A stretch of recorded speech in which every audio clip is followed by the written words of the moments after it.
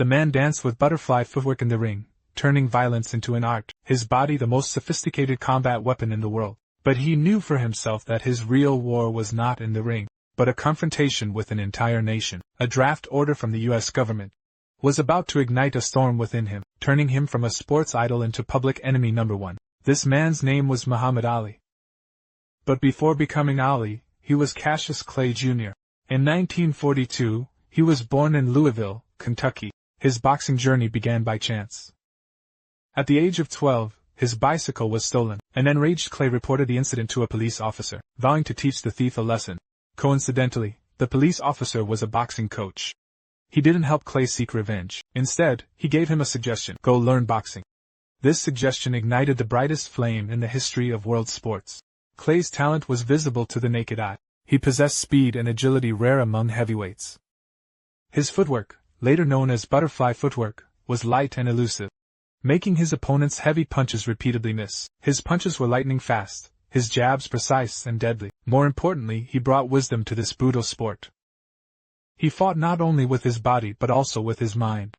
In 1960, at age 18, Clay won a gold medal for the U.S. at the Rome Olympics. This was the first milestone in his career. He returned home with his gold medal, only to be turned away from a restaurant due to his skin color. Humiliated and disillusioned, he threw his Olympic gold medal into the Ohio River. At that moment, the seeds of a rebel were quietly planted in his heart. 4 years later, he earned the chance to challenge world heavyweight champion Sonny Liston. Liston was recognized as an iron-fisted puncher at the time, a formidable destroyer. Almost everyone believed that young Clay had no chance of winning, but with his trademark brashness and confidence, he declared to the world, "I will float like a butterfly and sting like a bee." As the fight began, using his incredible speed and unpredictable footwork, he toyed with Liston. Liston's heavy punches could never touch this elusive phantom. After 6 rounds, Liston gave up the fight. Clay became the new world heavyweight champion. He stood in the center of the ring, roaring to the world, declaring himself the greatest. After reaching the top, he made a decision that shocked the whole nation. He publicly announced his conversion to the Nation of Islam and cast off his slave name, Cassius Clay, changing it to Muhammad Ali. This marked the beginning of his break with mainstream society, and the real storm descended against the backdrop of the Vietnam War. Ali received a draft notice, which he publicly refused. His reason was simple and firm: "My faith does not allow me to participate in war. I have no quarrel with those Vietnamese." His decision ignited a firestorm of public opinion across the United States. He was labeled a traitor, and the Boxing Commission quickly stripped him of his world title and revoked his boxing license. From age 25 to 28, a boxer's prime years, Ali was banned from fighting. He lost his championship belt, his income, and faced prison time. But he never compromised. He chose to use words as his new weapon, on college campuses and on television shows, tirelessly promoting his anti-war stance and civil rights beliefs. 3 years later, the ban was lifted.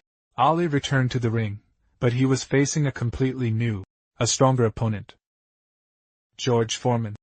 Foreman was young, strong, and possessed the power to destroy anything. In 1974, they staged the famous Rumble in the jungle in Kinshasa, Zaire. Everyone thought that Ali, with his declining physical fitness, would undoubtedly lose this time. However, Ali once again shocked the world with his brilliance. He didn't choose to go head-to-head with Foreman. He used the unprecedented rope-a-dope tactic. He leaned against the ropes of the ring, using his arms and body to endure Foreman's stormy attacks.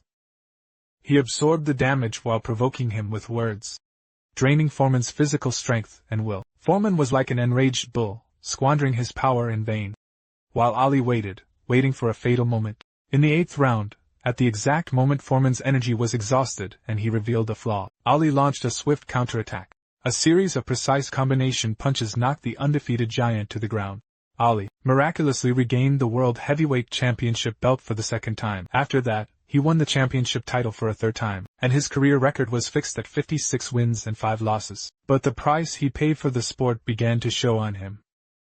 His hands, once as swift as lightning, began to tremble uncontrollably. His once eloquent speech became slow and labored. The diagnosis of Parkinson's syndrome brought his boxing career to an end. The butterfly that once danced in the ring was eventually trapped in a heavy shell. However, Ali's influence had long transcended boxing. His life is an epic tale of faith, struggle, and dignity. He proved that an athlete can possess not only muscles, but also a mind and a soul. He challenged racial discrimination with his fists and words, and fought against unjust wars. His belief in serving others, his philosophy of making every day count, have inspired countless people around the world. Muhammad Ali is not only the greatest boxer, but also an immortal cultural icon and an eternal idol of his time.